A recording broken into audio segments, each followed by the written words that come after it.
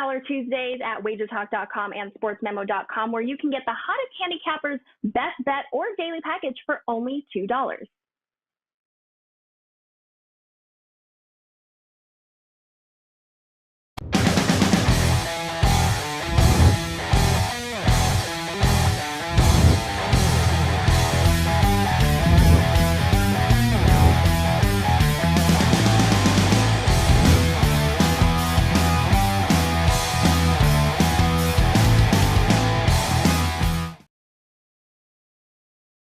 Welcome to WagerTalk TV. I am Carmine Bianco, and this is Stoppage Time. Guys, we're back. We're going to be going to 2 shows in a couple of weeks, with Champions League returning on the 6th and 7th. Some final Champions League games going today and tomorrow to see who gets into the main tournament. But we are going to do 3 EPL games on the show. But before I do that, I got back late last night from the WagerTalk meet and greet.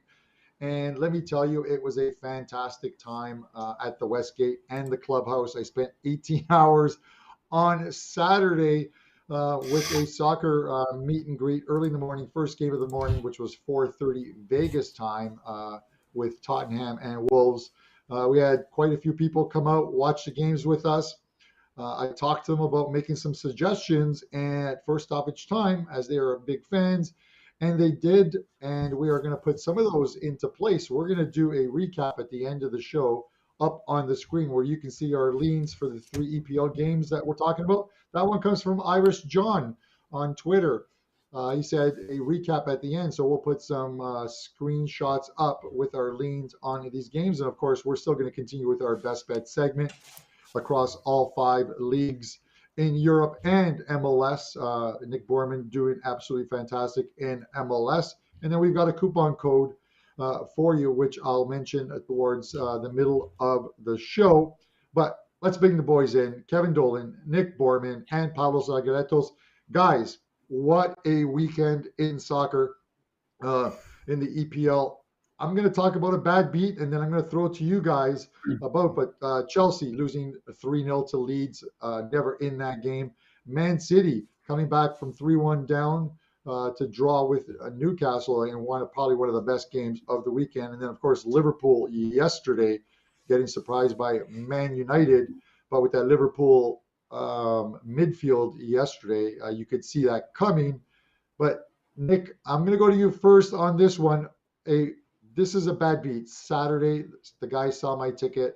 I had a ticket, a 4-team moneyline parlay, the final game on that ticket, and it was paying a little over $3,000. I had Dortmund to win the game, and up 2-0, 9th minute, Nick. We don't need to talk about what happened, but 3 goals in a 5-minute span, absolutely horrible. How was your weekend? I saw something on Twitter on that, where that was like the first time in 13 years in all Big 5 leagues that a team overcame a 2-goal deficit to win in like past the 90th minute. So sorry, you were on the wrong end of that, Carm. That was bad. Of course, I'm a Dortmund fan, so but I didn't have any money on it, so I don't feel nearly as bad. But my weekend was awesome. It was 12-4 across all soccer, plus 28% to the bank profit. So it's been a good run for the last 2 months, up 70%. So all soccer since the end of June. So hopefully we can continue that. So it's been a good start to the seasons. Things are going well. And the EPL's just been a great start as well, 8-2. And I was all over Leeds, you mentioned. And we see this a lot of times in the EPL when you start the seasons off. Teams are kind of a little all over the place. And, the table never really looks like the table you expect to see until time plays on. And I kind of tweeted yesterday, although the Serie A table looks exactly like you'd think to see it at the end of the season, the Premier League table certainly looks chaotic, to say the least. Yeah, chaotic, to say the least. And I know it's only three rounds into the season, Kev, but those top 4 spots are obviously valuable for next year Champions League, and it's not panic mode yet, but we have 5 or 6 really competitive teams that we're expecting to be competitive throughout the year. In Liverpool, Man City, Man United, Chelsea, Tottenham, and Arsenal. And you look at the bottom of the standings and you see Chelsea in 12th, Man United in 14th, Liverpool in 16th. You see Leicester in 19th, and you see West Ham in 20th. And these are, it's a surprise, but it's still only 3 weeks into the season. No time to panic, right? Yeah, I mean, look, it's surprising, obviously, but it's, as you said, it's definitely no time to panic. Still plenty of time to turn around. But, teams that we thought might do well, as we said in the EPL preview show, like Arsenal, they're certainly doing their job. So, yeah, I mean, pretty much same as Nick in terms of my own plays. Obviously, I came on this show last week, and even though we did okay overall, like we got shredded in Europe last week, so you had to come on here and be honest. But I'm happy, obviously, to report that last weekend was completely different. Same as Nick, we had 8-2 run over the weekend, 30-17 run over the last 2 weeks as well in soccer. So I'm really happy with how things are going right now. And we got 2 games loaded up in Champions League, for one for tonight, one for tomorrow as well. So, hoping to keep that run going. All right, let's get it going. Pavlos, I had more than a couple of women asking me, where's Pavlos? Why isn't he at the meet and greet? I had no answer for them. Can't really enter the US unless this gets resolved. Do you know I had both teams score and over 2.5 goals in that Dortmund match, so I was happy to see that just that first goal that Dortmund conceded. I also had just a couple of small stake bets on the 2-1 correct score and the 2-2 correct score, and it ended up in 2-3. So again, I did make some money because I had more units invested in the both teams to score and over 2.5 goals, but that was a kick in the groin for me as well as it was for you. Now, I'm coming off a nice weekend in terms of my big plays. I won both my 5% with Seattle plus half a goal and the over 2.5 goals in the Leicester Southampton match. I also won both my 5% last weekend. I'm on a 6-0 run and 9-1 in my last 10, and I have another 5% top bet up for tonight's Champions League matches. I also added 1%, just an added bonus play in that package at plus 216. I have a couple of plays for tomorrow Champions League, and of course my weekend plays are going to be loaded either today or tomorrow. But first, I'm super excited to talk EPL about you with you guys, and I think we have some nice things to say about these 3 matches. Well, I hope we have 3 nice things to say about them, but let's get right to it. Let's look at the first game, Chelsea and Leicester. Odds on this one, Chelsea minus 250. The draw is plus 375. And Leicester City, a juicy plus 700. And you look at the talking points in this game, and right now Chelsea's 1-1-1 on the season. Obviously, they came out and beat Everton in their first game, away win 1-0. It wasn't a marquee game if you look at the way Everton are playing right now. Then they drew against the Spurs in a game where they're arguably the better team, but still a 2-2 draw. And then, of course, Leeds took them to the woodshed this past weekend, a 3-0 loss. I don't think it's time to panic yet, but you want to collect some points. And I think they have a pretty easy schedule if you're looking at their schedule going forward. An easy schedule in October before we get closer to that World Cup break. But their September game has quite a few landmines in it, which makes this game against Leicester a big one, I think, to pick up some points. Leicester winless thus far with only 1 point through 3 games. Nick, I'm going to go to you first. It is panic mode for Chelsea, or do they right the ship here against Leicester? I think they'll right the ship. But, I mean, they were unimpressive, to say the least, last week. Leeds 3-0 win, which I was very thrilled about because I was on Leeds +1 for that match. So, I turned on the game, and a few minutes in, Chelsea scored, which was then called back from offside. Sterling curled in a nice one, and then luckily it was all Leeds from there on out. But I think Tuchel's going to, with that performance and their defensive lapses that they had, that's going to be the focus for this week. Now, I think it's likely Tuchel is not on the sidelines for this. I haven't heard the updates yet. I don't know if you guys can chime in on that also, but Tuchel may not be on the sidelines for this match with that suspension from the Tottenham clash.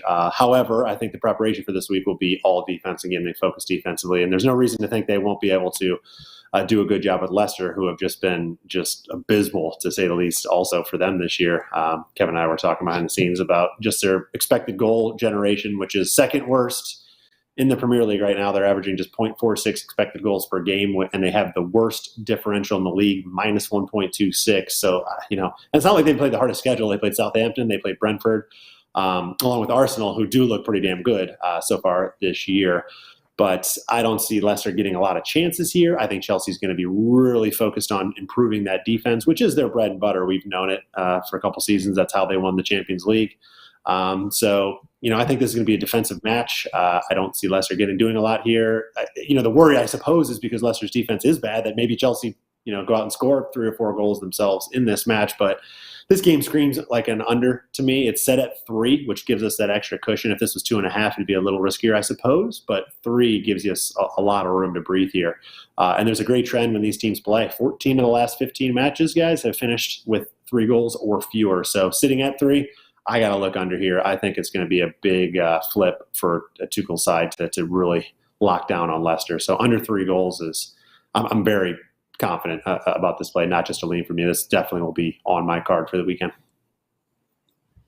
Yeah, no, Nick, I agree. Things unraveled quickly, Pavlos, in that last game when Mendy makes that mistake. Obviously, they go down 1-0 in that one. But I tend to agree with Nick. I can't see a lot of goals in this one just because of how Leicester played. You have to figure that after losing 3-0, Thomas Tuchel is going to have this team tightened up.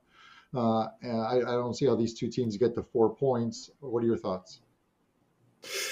Yeah, there's one slight problem for Chelsea, who are already using some players out of position. They're using Reece James, who is a right wing back. They use him as a center back. Now Koulibaly got a second yellow in that match, so he's going to be suspended. True. So Thomas Tuchel will really have to, change something in the defense. Probably Azpilicueta just slides into that starting lineup. I don't know. There's a lot of transfer rumors of Azpilicueta leaving, so I'm not sure if he's going to be deployed there. Maybe Tuchel will try to shift the formation to something different with 2 center backs, which I doubt it. Maybe he's going to use one of his 3 left backs, Chilwell, Cucurella, or Alonso as a starting center back. I think it's probably going to be Azpilicueta, and I think Tuchel is going to be really, really mad about the defensive issues. So he's probably going to just do something to shape up that defense. Now Leicester, they took the lead at home against Southampton, and they ended up losing by 2-1, which is actually the second time in the season that they dropped points despite scoring the first goal. In fact, they were 2-0 up in their home match against Brentford in the opener, and they conceded 2 goals for the 2-2 draw. Now, as far as this match goes, I think Tuchel is probably gonna safeguard that defense. I think this is a bounce back spot for Chelsea. I do see them winning. I don't see an awful lot of goals. Quite possibly a 2-1, 2-0 type of situation. So I'm going to take Chelsea to win and under 3.5 goals here at plus 118. I think that's a fair price, and that's the best way to take to approach this match. All right, Kev. Last game, down 2-0 at halftime to Leeds. That is the first time in 41 games for Chelsea that they've trailed at halftime. All 38 games last year, they're either ahead or even at halftime, and they were 2-0 this season in that sort of double chance first half prop. Do they need a forward? This transfer window is closing up. I'm going to throw you a curveball here, but Kai Havertz just doesn't look right out there. He definitely doesn't, Carmine. Obviously, they've missed the influence of big Timo Werner, who we know was so dynamic last year as well. So, yeah, I mean, it's quite possible they do. I found this, I suppose we're talking about Leeds being the new West Brom for Chelsea now. Their bogey team maybe. But I found this the most shock, and even over United and Liverpool result. I was actually watching the Ajax game, when this game was on, so I just had it on the phone, ping alert, and the phone went ping and then ping again maybe 20 minutes later or whatever it was. And I was like, I didn't have any money on the game. It wasn't a play for me, but I expected pretty much like the rest of the planet, Chelsea's going to beat Leeds. And to open up the phone and see Leeds 2-0, I was like, that was a shock to me. So I can only imagine. I would have loved to be a fly on the wall, in the dressing room at halftime, because Tuchel's a man already under, immense pressure. we've seen that with the kind of Antonio Conte, what happened there with the handshake, and Tuchel seemed to instigate that as well. So this is a man who looks under a ton of strain. He's playing a team obviously this weekend with a manager in Brendan Rodgers, who's also pretty much under the same strain. Leicester have somehow produced 5 goals, but as Nick said, it's been from very little, 1.39 xG. So they're getting goals out of thin air. My biggest bet this weekend was on Southampton plus a half a goal. I love that play.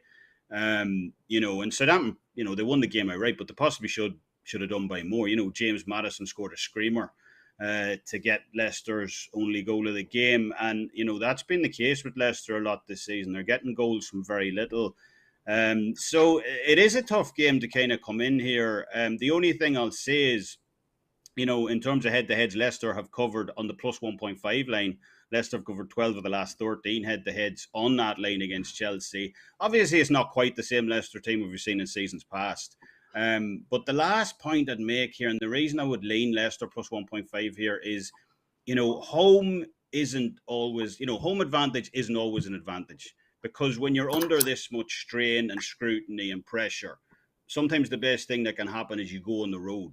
We've seen that the King Power last week, that the home fans, it suddenly turns against you. So if for any reason, Leicester's not the same team as they were, but they still have quality, they still have talent in that team, Tielemans, Harvey Barnes, and so on. Jamie Vardy's still there, obviously Maddison. So they have the ability to score, and you can imagine if for any reason Leicester get an early goal here, the whole stadium, you wouldn't want to be in Stamford Bridge.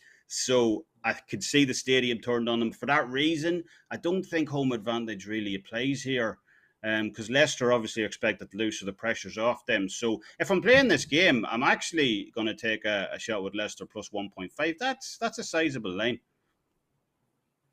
Yeah, it is, and I get it. Listen, Chelsea have a lot of quality in that team. Whether they do make a move for a natural center forward remains to be seen. There's still some names being bandied about, and let's remember that Ronaldo is trying to get out of Man United, and I'm pretty sure his agent Mendes is probably making some calls to Bali and the new owner there to try and get him over there.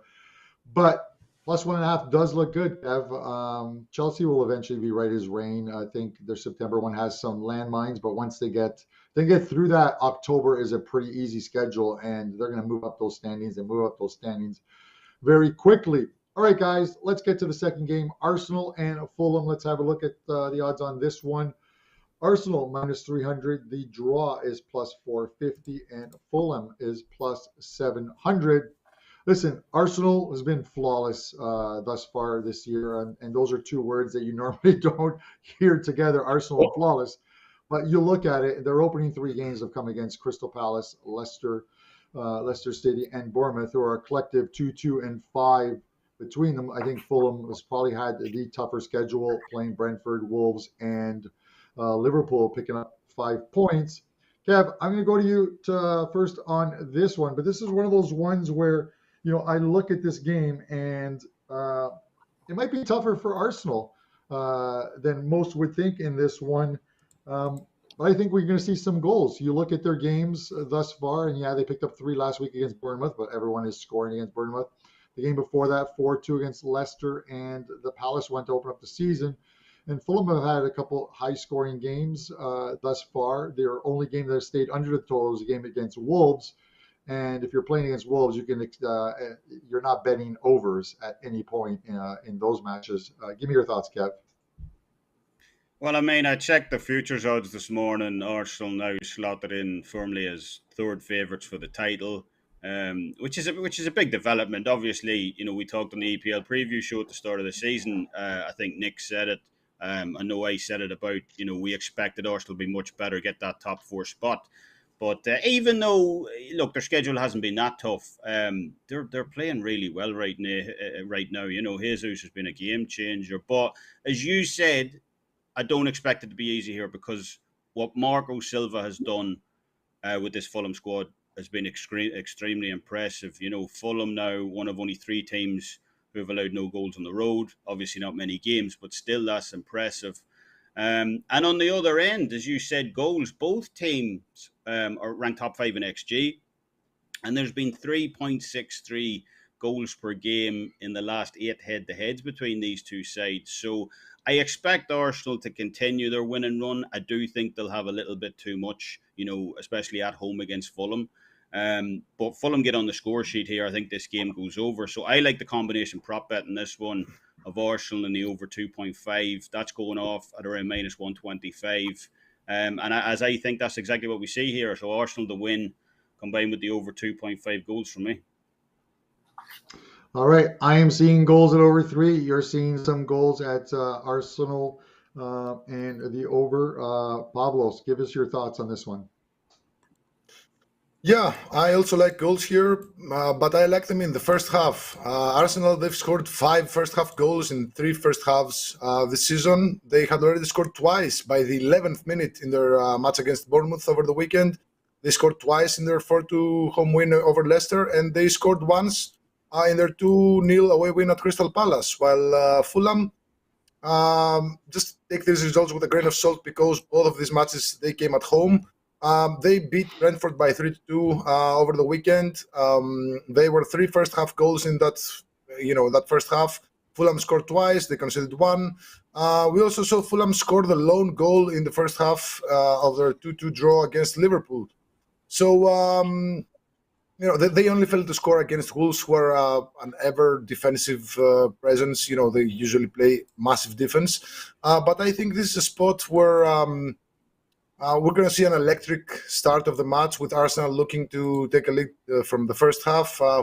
Keep in mind that this is just a lesser London derby. Both teams are from London. So I think we're going to see a very exciting first half. And I think the over 1 and 1.25 goals in the first half at minus 125 is the way to go here. If there's just 1 goal, it's a half loss. I think there's going to be a couple of goals. Now, I'm not sure if Arsenal are going to score 2 or if Fulham are going to assist in the scoring, but I do see goals in the first half. So I'm going to take the over 1.25 goals in the first half, minus 125 here. All right, that is Pavlos Laguretos of Sports Memo. Nick, I mentioned earlier, Fulham has picked up 5 points in their 3 games with a couple of draws and a win. And we normally see one of the 3 newly promoted teams get off to a good start, but they've got a pretty tough schedule coming. In their next 4 games, they're going to face 3 tough opponents. Arsenal, obviously, this weekend. Then they've got Tottenham and Chelsea up in 2 of their next 3 games. Can they get a result here? Yeah, I guess good news for them is they're getting a tough schedule out of the way early, having played Liverpool as well. But Carm, you mentioned it. They've played a pretty tough schedule, at least tougher than Arsenal has so far this year. And they might, at least in my opinion, they're certainly having an impressive campaign completely under the radar, really. It might be one of the most underrated starts so far of the season with the results. No losses in their 3 games so far. So them, Leeds, and of course Arsenal, both Leeds and Arsenal getting the more fanfare of their good starts. But it's hard not to want to get behind the Gunners here, just with how they've looked and how well they've been playing. And honestly, I think that the biggest change for them is that their new look defense, we'll call it, with their additions of Zinchenko from Man City. We know about Gabriel Jesus, obviously, from City and what he's doing scoring goals, but defensively, Zinchenko from City also has been great, and Saliba from Marseille seem to really be helping this team defensively, and we know that's always been their blunder the last few years, is never being able to hang on to a lead, never being able to keep somebody off the score sheet. But they lead the Premier League right now. It's only in 3 matches, but 0.70 expected goals allowed is all they've allowed in the 3 matches, so that is very encouraging for this team that has struggled with that. I'll, of course, caution as we go into future weeks as their tougher gets a little scheduler, or the schedule gets a little tougher, that they will be on alert, because the odds, what I'll say is look out to fade them perhaps in the next month as, the public kind of jumps all over them, their numbers start to grow, but then as the schedule gets a little tougher, they may not be able to sustain. But, I'm concerned here that Fulham could keep this tough over the course of the game, so I don't like laying a 1.5 on the Gunners in this one. This could end up being like a 1-goal type of a win for Arsenal, or maybe it ends up as a draw. Who knows? But I think Arsenal, they've been getting off to very, very good starts. They've led at halftime in all 3 games. Right now, the money line on Arsenal just to win the first half is I think, fairly priced. It's minus 125. So I like Arsenal just to get off to a fast start here, and then I don't have to worry about the rest of the game. And if Fulham can do something later to scrap something out of this game, so I think it's decent price to get on Arsenal, but just do it in the first half to avoid the bigger handicap. So -125 first half line for me. I like that, Nick. One of my plays this past weekend was Arsenal in the first half line. Even though they're favored by a goal and a half over Bournemouth, they were plus 101 on the first half line, and they've now led at halftime through their first 3 games. This is an Arsenal team that in the past they were a terrible first half bet with a bunch of their goals, or a good portion of their goals coming in the second half. So we'll see if this trend with Arsenal in the first half continues. Guys, before we get to the third game, which is going to be the Wolverhampton-Newcastle game being played on Sunday, I want to mention a promo, Kick 30. Kick 30 will get you 30 days of soccer for only $139. That is a great deal. And with Champions League up ahead, Europa League is starting up soon, and then obviously the top 5 leagues in play, you're going to get a lot of action from one of your favorite handicappers here at WagerTalk or Sports Memo, so you can take advantage of that. And of course, it's $2 Tuesdays over at WagerTalk and Sports Memo. $2 capper at WagerTalk is Tony Miea. He has a 5% MLB game of the week. And then over at Sports Memo, you can get Eric Pauly. He's on a fantastic run with his 5% plays. You can get his MLB play of the week. Kevin Thomas with a 5% NFL main event play. And of course, Ross Benjamin with also a 5% NFL preseason game up as well. So you can get those over at wagertalk.com and Sports Memo. Guys, let's get into the third game. Wolverhampton and Newcastle. Looking at the odds of this one, Wolverhampton is plus 155. The draw is plus 240. And Newcastle is plus 170. A lot of pluses there for this one in a game where we might not see a lot of goals. Full marks to Eddie Howe on the weekend with his Newcastle team. He did not sit back. He had his team go at Man City right from the get-go, and they were close to winning that game. They played extremely well. But City have a lot of quality, pulled that back. But this one is, I don't think this one is going to be as exciting. A bit of a goal drought for Wolves, only one goal through 3 games thus far. And with Newcastle coming to town, they are a very good defensive squad as well. Pavlos, I'm going to go to you first because I like the under here, and I am going to play the 1-1 draw, plus 600 in this game, the 1-1 draw. Give me your thoughts. Yeah, I like it.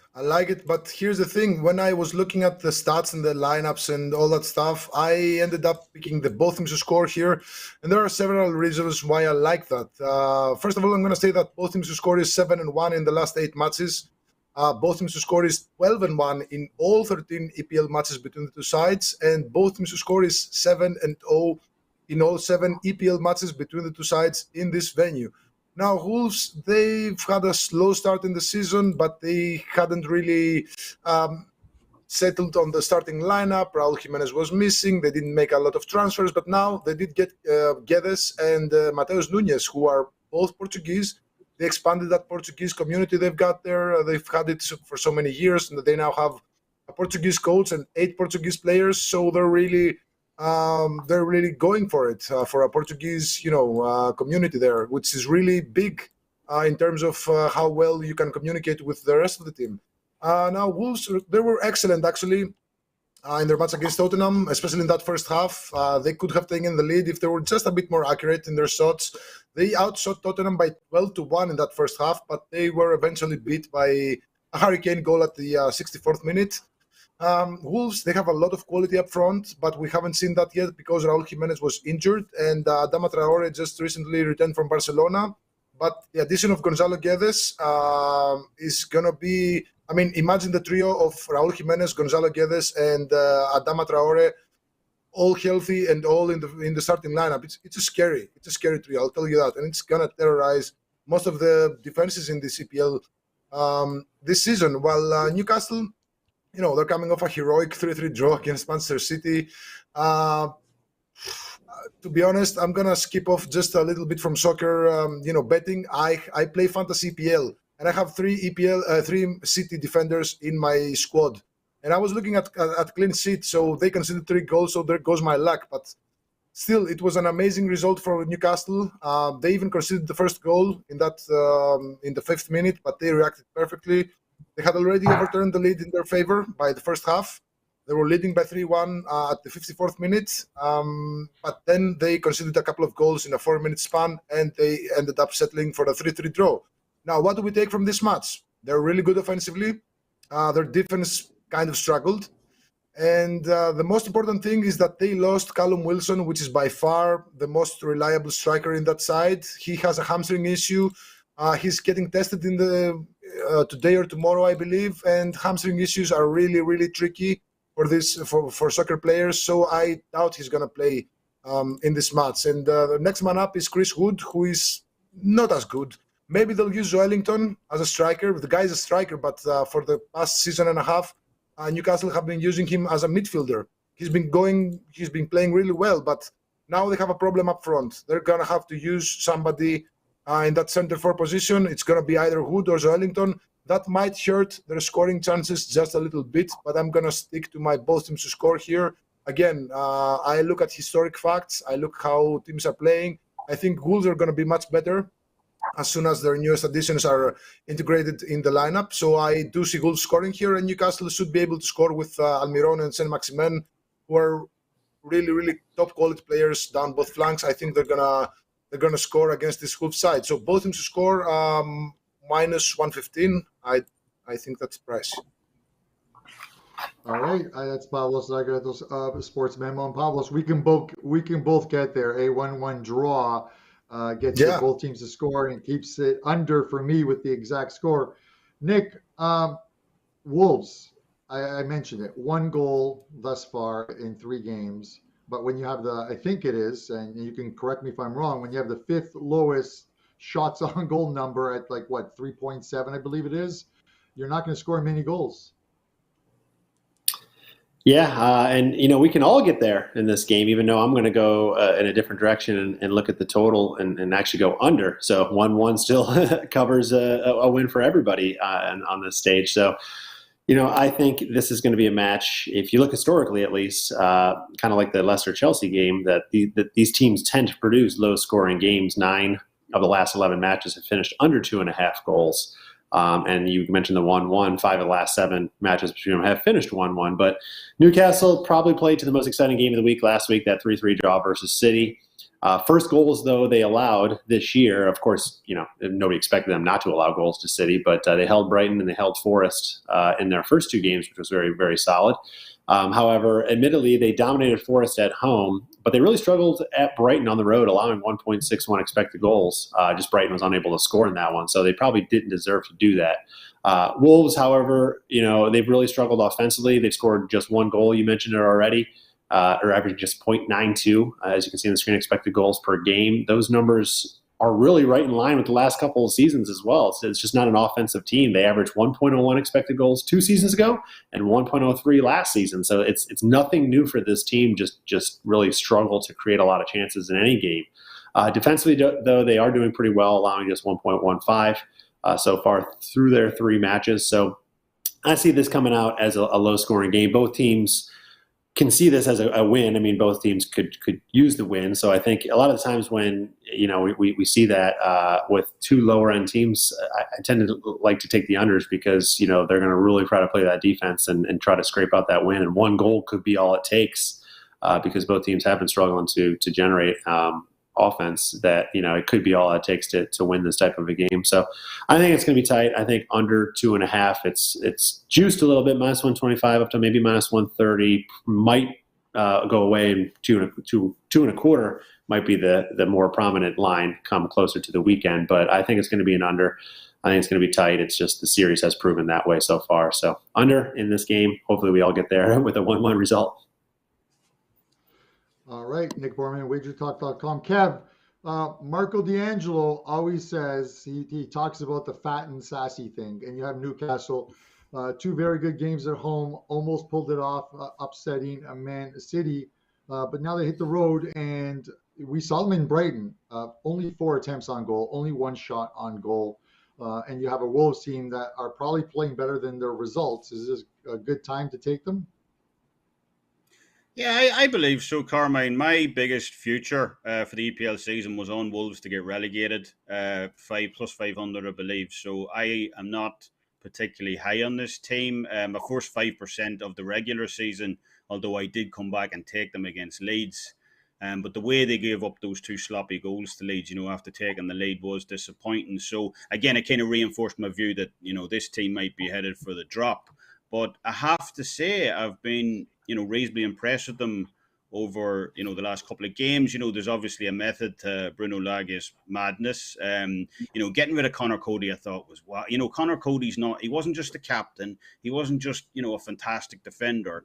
He was like almost, he was involved in food drives in the local community and all that. So I thought, just getting rid of him and, as Pavlos said, most of the team's Portuguese now. I was thinking that's going to, yes, the language is fantastic and all that, but you're still playing in England, and, to have that kind of, I know he's from Liverpool or whatever, but to have that kind of local aspect is huge. So, I was all over. I thought the bet's fantastic. It's down to +250 now, so still in the driver's seat. But that switch from the back three sweeper role to now a solid back four, he slotted Collins in there nicely.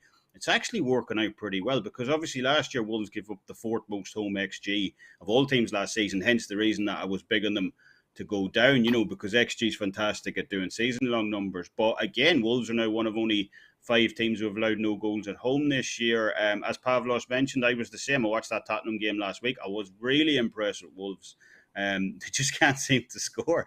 As Pavlos said, 12-1 first half goal attempts. They just can't get it in the back of the net. So that'll likely change. And when it changes, my future bet might look in a bit of danger. But as you said, fat and sassy, I was on Newcastle +1.5 at the weekend. This is a great time to step back and possibly take Wolves +0 on this one on the handicap line. All right, that's Kevin Dolan. With the final word on the last game that we have covered, I'm going to go through them, but we are going to go to a best bet segment first. I'm going to go to Nick. Nick, you have an MLS game for us. Tell us what you got. Yeah, MLS has been good. I'm going to stick there. I'm looking at taking Montreal on the road, +0.25 at Chicago. Montreal is number 4 in the league, +0.50 expected goal differential per game. They own the second best defense in the league, according to expected goals, behind only Philly, allowing just 1.11 per game. They're also on a 7-game unbeaten run, winning 5, drawing 2, combined 14-6 scoreline over those 7 matches. Chicago is in the midst of a brutal scheduling stretch. They're coming off back-to-back games versus New York City and Philadelphia, and now they play Montreal. So these are 3 of the top 4 teams in the expected goal differential in the entire league that they're facing here in succession, as you can see here on the screen. They lost those first 2 games by a combined 1-6 score. And I think they're going to struggle here. So I'm just really going to look at taking Montreal, the better defense, getting a head start, +0.25 on the road. I think it's a no-brainer. All right. Nick with Montreal +0.25 goal. Pavlos, you're taking us to Germany Bundesliga. Tell us what you got. Yeah, I'm looking at the Bayern Munich versus Gladbach match. Bayern Munich, they've made an excellent start in the season. They just dropped 4 first-half goals to Bochum and had another one disallowed. They scored 2 first-half goals against Wolfsburg and had one disallowed. They scored 5 goals in the season opener against Frankfurt. They even scored 3 first-half goals in the German Super Cup against Red Bull Leipzig. So that means that Bayern Munich have scored at least 2 first-half goals in all 4 matches this season. Gladbach, they're really good offensively this season. Their offense is really, really good, but their defense is still naive. They have conceded 1 first-half goal in their matches against Schalke and one against the 10-man Hoffenheim side in the Premier. Gladbach, they've actually won each of the last 2 matches against Bayern Munich and remained unbeaten against them last season. And they've lost just 2 of the last 7 against Bayern Munich. They have 4 wins, 2 losses, and 1 draw. And Bayern Munich, the way that they started this season and the way that Sadio Mane has been integrated to this team, they do not forgive, and they sure as hell do not forget. So I expect them to get in the match with, the knives in their teeth and score multiple goals in the first half. So I like Bayern Munich over 1.5 goals in the first half, +115 here.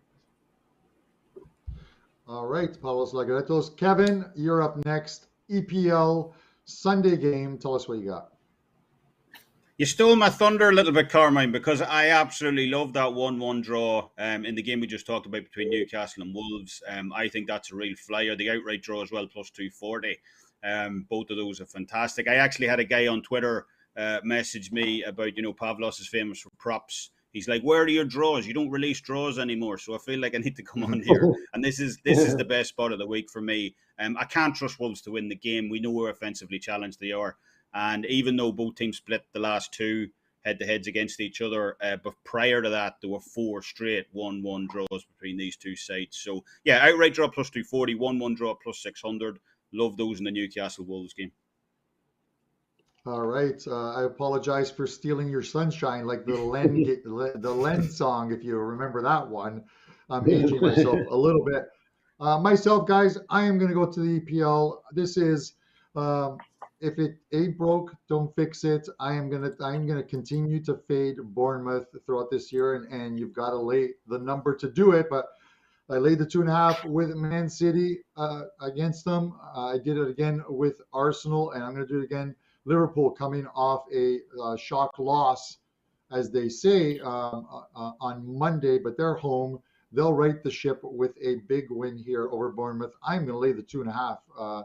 This could be an ugly one. If you look historically over the last 3 or 4 years, they have won by 3+ goals in 5 of the last 6 meetings against this Bournemouth team, and this is a team that's going to finish 20th and get relegated. So Liverpool minus 2.5 is my show best bet, guys. We're going to put them up on the screen. Thanks to Iris John, who came out to the WagerTalk meet and greet, for mentioning this. But we are going to put our leans up there. You'll see them right now. Each and every game, the Arsenal and Fulham game, so you can jot those down if you want to look at playing a few of those. And listen, Wolves and Newcastle, we really appreciate you guys tuning in as you look these over and jot them down. We're going to be back next Tuesday on Stoppage Time, same time, 10 a.m. And then the following week, we are going to go to 2 shows and cover some Champions League. We're going to cover some Europa League on the early show, and then on the Thursday shows, we'll do the weekend domestic league cards from across Europe. For myself, Nick Borrman, Kevin Dolan, and Pavlos, Laguretos, this is Stoppage Time. Thanks for tuning in. Tuesdays is known as $2 Tuesdays at WagerTalk.com and SportsMemo.com, where you can get the hottest handicappers' best bet or daily package for only $2.